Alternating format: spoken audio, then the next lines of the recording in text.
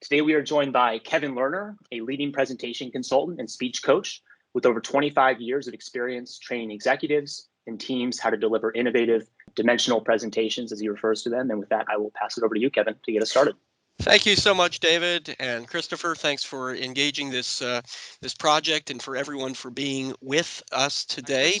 And so many times I'll go to a conference room, and maybe you've gone to a conference room and you've seen something like this, just an abominably boring slide and people just falling asleep, not paying attention.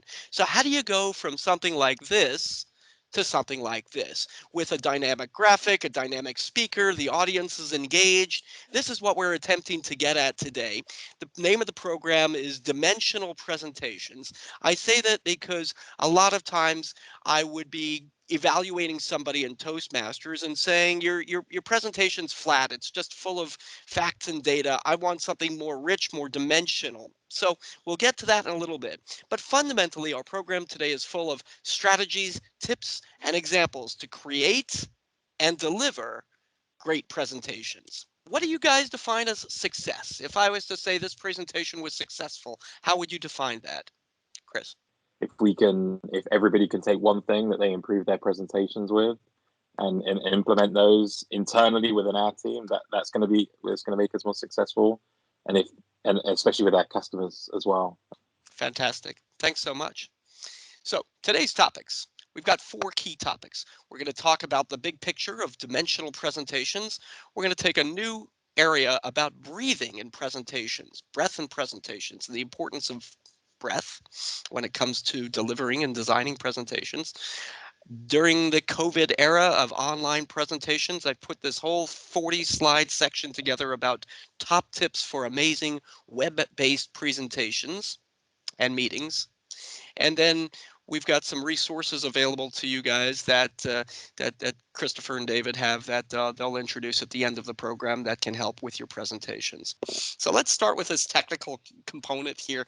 And the main point here is that when we're doing a web-based presentation or any presentation, it's valuable to be confident or familiar and practiced with your technology. Familiar, confident, and practiced. This means that you don't just get on and say, oh, I've never done this before. I'm not a technical person. I don't know what I'm doing. I hate doing these. You got to be confident and come across like you're in charge and know your stuff.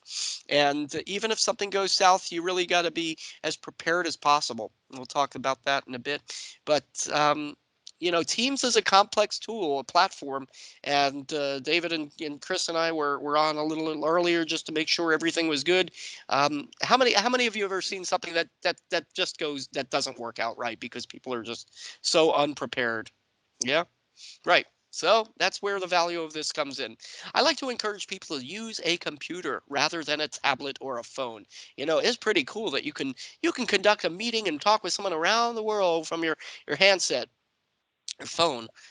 But the reality is that your computer and the platform for Teams or Zoom has a lot more muscle than the tablet.